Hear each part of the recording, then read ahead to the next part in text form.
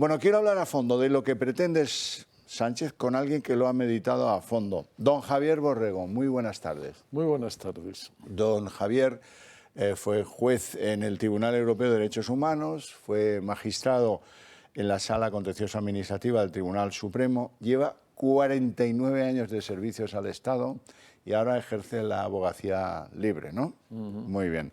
Por eso está libre de manos para analizar, para cuestionar, para proponer alguna idea, tal vez. La cuestión, he leído un artículo suyo en el que, citando a Confucio, yo no sé si la frase es de Confucio, pero está muy bien tirada, porque dice, no miréis la luna siguiendo el dedo del que la señala, ¿no? Ir a ver qué es lo que está pasando. Y aquí estamos viendo un desprecio absoluto de la ley. Se pretende con cositas como esto de pues las enmiendas con las que se están reformulando leyes orgánicas. Esto es el asalto del Estado tal como lo veníamos conociendo. Pues efectivamente, yo no sé si la cita es auténtica de Confucio, pero eso de que el sabio señala a la luna y el necio mira el dedo, en este caso, cuando el sabio no es un sabio, sino alguien que hace trampas, hay que mirar el dedo. ¿Qué es lo que yo pensaba? He visto discusiones mediáticas y resonancia sobre la supresión del delito de sedición, sobre la enmienda, sobre la malversación, etc. Pero eso es la luna. A mí me gusta mirar el dedo. ¿En qué se produce eso? Pues se produce a través de una proposición de ley. Para el común de los mortales, que no están en el mundo jurídico constitucional, la distinción es muy simple de explicar. Según el reglamento del Congreso de 1982, y me gusta destacar esta fecha porque es la época del sarampión democrático, del acné juvenil que teníamos entonces, hay 5 formas de producirse una iniciativa legislativa. La primera, evidentemente, el Gobierno, la segunda, el Senado, la tercera serían las comunidades autónomas, la cuarta, los ciudadanos, y la quinta, el Congreso, de la forma que se determina. Es lo que se llama en la iniciativa legislativa del Congreso una proposición de ley, bien por un diputado más 14 o bien por grupos parlamentarios. ¿Qué es el caso? ¿Qué es el caso? La diferencia es sustancial y me conviene, y creo que conviene señalarla. Un proyecto de ley, conforme a la ley del Gobierno de 1997, tiene que ir precedido de un anteproyecto, de unos estudios, de unos informes, de una consulta pública, de una intervención del Consejo de Estado en pleno, de una intervención del Consejo General del Poder Judicial, etcétera, etcétera, etcétera. Todo eso se elimina si la proposición de ley viene por los grupos parlamentarios. Hay una cosa curiosa en el texto de 1982 que dice que cuando la proposición de ley se presente por un grupo parlamentario, con la sola firma de su portavoz, se remitirá al Gobierno para que diga si debe ser tomada en consideración. La verdad es que en este caso resulta sorprendente. ¿Por qué? La ministra de Hacienda anuncia en el Congreso de los Diputados que se va a suprimir el delito de sedición. El presidente del Gobierno catalán más el presidente del Gobierno de España anuncia que se va a suprimir el delito de sedición e incluso se recuerda la mesa de diálogo Gobierno y Cataluña cuando se habló de la desjudicialización de la política. Es decir, el texto que se presenta como proposición de ley y que firman los 2 portavoces del Grupo Socialista y Grupo Unido Podemos no es un texto que ellos hayan hecho. Es que más, el portavoz del Grupo Socialista en el Congreso, 48 horas antes de su presentación, dijo que no tenía ni idea de que se fuera a presentar nada. Y eso no se prepara en 24 horas. O sea, para evitar un proyecto de ley con informes, consultas, intervenciones, en fin, seriedad. Se presenta una proposición de ley en noviembre con la firma de los dos portavoces y se tramita. ¿Cómo se tramita? Ya no hay consulta pública, ya no hay informe del Consejo de Estado, ya no hay informe de nada. Eso es lo primero. Pero es que además, Javier, eso para mí es un fraude de ley porque va en contra del artículo 6.4 del Código Civil. Es decir, buscarse una norma para eludir la aplicación de otra. Hay muchos ejemplos de fraude de ley. Pero es que además, es que por si fuera poco una proposición de ley, en mi caso, en mi opinión, muy humilde opinión, fraudulenta porque debió ser un proyecto de ley, es que empiezan a introducirse enmiendas. Primera enmienda sobre la malversación. Un delito que fue retocado en el año 2015, siguiendo las instrucciones del Greco del Consejo de Europa, ahora se retoca.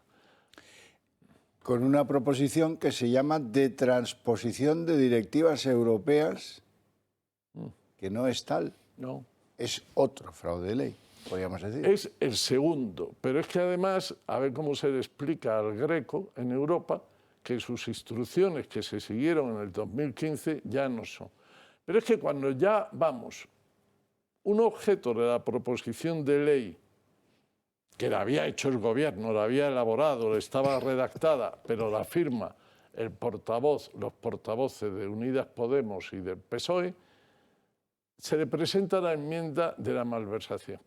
Pero es que a continuación van otras dos enmiendas. Una modificando al Consejo General del Poder Judicial para obligarles a que nombren urgentemente los dos magistrados del Tribunal Constitucional pendientes. So pena de ser sancionados. Incluso con responsabilidades penales. Eso en mi pueblo se llama chantajear. Vamos a ver, a mí me gustaría ver el texto pero desde luego esa sería la tercera. La cuarta actuación, que yo entiendo que es fraudulenta, es que retocan la ley orgánica del Tribunal Constitucional para suprimir un requisito del artículo 10, que es el examen de las exigencias para ser magistrado que hace el Pleno del Tribunal Constitucional y que se ha aplicado, si yo no recuerdo mal, en el caso de un magistrado hubo un empate a 6 en el seno del Tribunal Constitucional que lo decidió el presidente para que esa persona fuera magistrado del Tribunal Constitucional. Es un trámite importante porque es el propio órgano el que ve si se cumplen los requisitos. Pero es que, don Javier, es que esto ya es más rich. Es que yo no sé si esto es para irritarse, llorar o reír. Porque cuando el gobierno manda los nombres de sus dos candidatos a magistrado del Tribunal Constitucional, se lo manda para que aplique el artículo 10.1h, me parece que es, de la Ley Orgánica del Tribunal Constitucional, y 15 o 10 días después, por una enmienda, se suprime ese artículo. O sea, no lo entiendo, es una contradicción total y absoluta. Bueno, porque todo está supeditado a que en el edificio del gobierno pone todo por Sánchez. Y todo es por Sánchez. Y si Sánchez tiene prisa, hay que correr. ¿Y cómo vas a correr tú si dependes de que otros lleven tal? No, hombre, aquí lo que hay que hacer es un agujero para salir de la prisión por debajo de la valla. ¿La podemos saltar? Dicen muy alta. No, deja, vamos a hacer un agujero, una topera y nos vamos por la topera. Esto va de eso. Y ciertamente no infravaloren a Sánchez. Sánchez ha descubierto algo fundamental para hacer política. Es que la sociedad española está vendida a una de calamares. Y no nos movemos por cosas fundamentales. Y así estamos en esto. Y claro, y él va probando, y la prueba le sale positiva.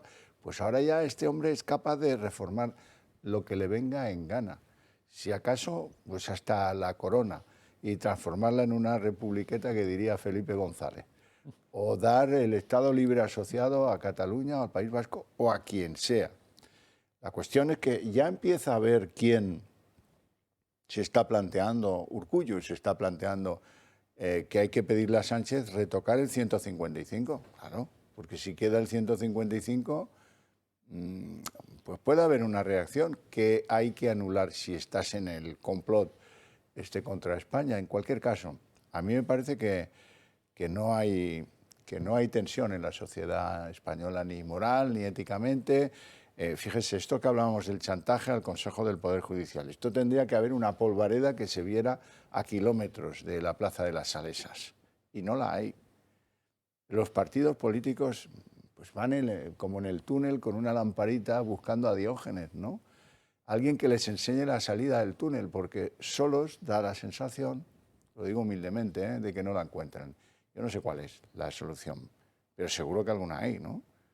Ahora habrá que echarle la carne al asador de una vez, porque si no, irá tocando, ahora elimino este delito porque no me conviene, ahora transformo el otro porque me da a mí la gana, y siempre con la bandera de que esto lo hago por Europa, que es una gran falsedad. Me alegra de que usted diga aquí que veremos qué dice Europa, de que estén cambiando cosas a sus espaldas, pero bueno, Europa... Pero, Javier, perdón por interrumpir, don Javier, quería terminar porque ya van 4 fraudes en principio. Sedición por proposición de ley, una enmienda sobre la malversación. La malversación, a título anecdótico, recuerdo que estaba castigada con la pena de muerte hasta el siglo XIX. Luego fue la reclusión mayor, es decir, aquella de las cadenas y la bola de hierro. Y bueno, vamos reduciéndola según depende, en razón de la personalidad de que ha cometido la acción, cosa que repele un derecho penal de autor, que se llama. La tercera es la modificación de la Ley Orgánica del Poder Judicial para que obligue a nombrar a los magistrados con suma urgencia. La cuarta, la del Tribunal Constitucional. Hoy he leído una quinta enmienda, una cuarta enmienda, que sería el quinto fraude, para vacaciones, o sea, periodos inhábiles del 24 de diciembre al 6 de agosto, que es algo que pedían los colegios de abogados. Pues se va a introducir como enmienda en el dedito de sedición, modificando. O sea, no sé, todavía estamos a tiempo. Hoy por la tarde se ha reunido la Comisión de Justicia para estudiar la ponencia. No sé cómo va a terminar. Pero es que lo preocupante de todo esto, yo creo que hay vías. En primer lugar, una vía llamativa, solamente soy un jurista, sería no participar en un fraude de ley evidente y clarísimo, porque es que se está utilizando la proposición de ley por los grupos parlamentarios sobre cosas que están hechas, elaboradas y redactadas por el gobierno y anunciadas y proclamadas desde el gobierno. Pero es que además de eso, es que lo que ocurre Europa. Bueno, mire, don Javier, yo recuerdo mucho una frase de San Lucas en el Evangelio sobre la parábola del administrador infiel. Jesucristo dijo en esa parábola, recoge la afirmación del Señor al que el administrador le estaba engañando, el administrador se da cuenta que su Señor le ha descubierto y va perdonando, reduciendo deudas, y el Señor dice, los hijos del mundo, en otras traducciones de las tinieblas, yo prefiero los hijos del mundo, son más astutos que los hijos de la luz. Entonces, hay otra cosa en Europa que tampoco se conoce, que es que Sánchez, el presidente de este gobierno, se ha preocupado de colocaciones en la Comisión Europea y en los órganos europeos de personas afines, cosa que otros partidos, cuando han estado en el poder, no les preocupaba o nombraban a los más capacitados. Tenemos ahora mismo una dirección general, ni más ni menos de justicia, ocupada por una persona muy afín al partido que sustenta el gobierno.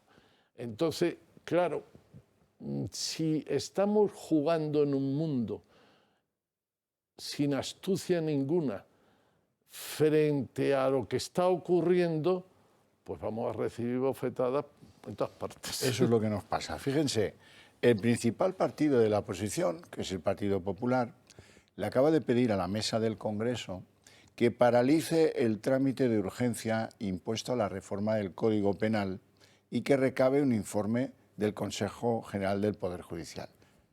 Pero vamos, almas cándidas, ¿quién maneja la mesa del Congreso? ¿Y qué crees que van a hacer esto porque les entra el sentido común? Pero si están haciendo lo otro porque quieren fugarse y no son capaces de saltarse la valla, están haciendo un túnel y ahora crees que van a decir, es verdad, sí, tiene razón el señor del Partido Popular, vamos a parar la reforma por la vía de urgencia. No, hombre, no, si lo que quiere el César es la vía de urgencia. Perdona, Javier, es aún más grave. El Consejo General del Poder Judicial, unos vocales pidieron al Pleno que se pidiera el informe al Consejo y la mayoría del Pleno rechazó pedirle al Congreso el derecho a informar. O sea, es que Y están como Paco de Lucía, entre dos aguas. Bueno, estamos muy enfadados, dicen, sí, bueno, ¿y qué piensan hacer? Dicen, nada. Estamos muy enfadados, pero no vamos a hacer nada, ¿no? Bueno, le digo más, el PSOE acaba de pactar con Esquerra la rebaja de 12 a 4 años de las penas máximas por la malversación del 1 de octubre. Los dos partidos acuerdan una enmienda que ya han introducido a la proposición de ley y que eso va viento en popa. En horas las justas, porque estamos a lunes hoy. Y esto esta semana tiene que quedar visto para sentencia, que así se lo exige el presidente del Gobierno al ministro de la Presidencia, que es el que coordina los mandos de todo esto, Félix Bolaños.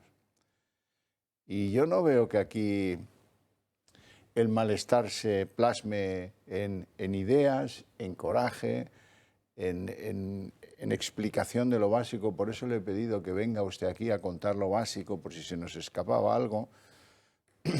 Yo no veo que haya una reacción democrática contra la erosión que estas medidas suponen en lo que conocíamos del Estado, que nos lo están debilitando a marchas forzadas. Don Javier, hay un dicho español muy viejo que a mí personalmente lo detesto, que dice que quien roba al común no roba a ningún. Y parece que vamos a llegar a plantearlo. Vamos a ver, vivimos en una democracia, en un Estado de Derecho. Las formas son esenciales. En el antiguo Egipto, al sacerdote que se equivocaba en un rito o en una prece, en una oración, le cortaban el cuello. Hombre, yo no digo cortar el cuello, pero vamos a ver, ¿se puede modificar el Código Penal en una semana? ¿Se puede cambiar un delito como la malversación, recién cambiado hace 7 años, en 2015, otra vez?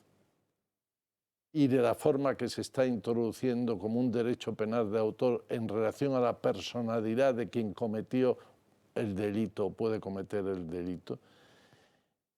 ¿Cómo se puede cambiar la ley orgánica del Tribunal Constitucional en días? La ley orgánica del Consejo General del Poder Judicial en días. Pero entonces, mañana, ¿qué va a ocurrir? ¿Dónde está la mesura, la templanza? Mire, don Manuel Aragón, que fue magistrado del Tribunal Constitucional, excelente cabeza y buen amigo, ha publicado ya varios artículos que, pensando como yo pienso con él, que los no nombramientos para renovación del Consejo o los del magistrado del Constitucional que hacen daño a una democracia. Y diciendo que se supriman los vetos, que sean candidatos de consenso, de acuerdo. Pero vamos a ver, a lo que vamos, no nos estamos dando cuenta. A lo que vamos es algo horrible. Es decir, tenemos un Parlamento compuesto de partidos políticos. Por mayoría de esos partidos políticos que se coaligan, tenemos un gobierno, que lo forman Unidos Podemos, PSOE y Unidas Podemos, apoyados por Bildu, Esquerra, etc. Muy bien. Pero ese es el gobierno de la nación. Lo que no podemos es introducir en las instituciones las diferencias partidistas. Yo nombro 2 magistrados progresistas, tú 1, y entonces cuando vayamos al Tribunal Constitucional habrá magistrados progresistas frente. y para renovar el Consejo del Poder Judicial habrá vocales elegidos por uno frente... Pero eso no es... Hay que elegirlos... Es que en España no hay 20 personas, de ellas 12 jueces, que deberían elegir los jueces para componer el Consejo. Es que no tenemos ahora mismo 4 personas de consenso entre las fuerzas políticas para ir de magistrado del Tribunal Constitucional, que hay que nombrar a un exministro de Justicia y a una exdirectora general. De Moncloa. Don Javier Borrego, ha sido un extraordinario placer tenerle aquí hoy, escucharle todavía más. Nos ha reafirmado en algunas cosas que, bueno, ahora vamos más protegidos, ¿no? Un experto, un gran jurista, un hombre con 49 años de servicio al Estado, nos ha reafirmado en lo que veníamos pensando, con datos, con fraudes de ley, con ideas propias sobre este particular. A ver si esto sirve para que los españoles pongan la primera. Muchas gracias. A usted, don. Nos vamos a publicidad.